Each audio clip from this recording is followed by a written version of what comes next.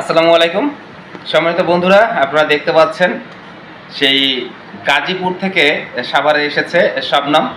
সে রক্তদাতা এবং রক্তযোদ্ধা, একটি স্বেচ্ছাসেবী প্ল্যাটফর্মের প্রতিষ্ঠাতা এবং সারা বাংলাদেশেই বিভিন্ন রোগীদের রক্তের প্রয়োজনে সে স্বেচ্ছায় রক্তদাতাদের সংগ্রহ করে দেয়।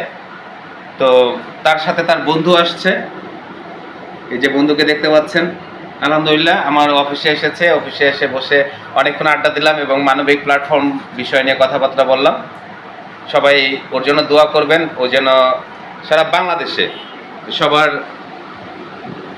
উপকার করতে পারে এবং সবাই ওর জন্য দোয়া করবে, সে যেন সুস্থ থাকতে পারে সবসময় মানুষের উপকার করার জন্য। আমি বর্তমানে একটু অসুস্থ, তো সবাই আমার জন্য দোয়া করবেন।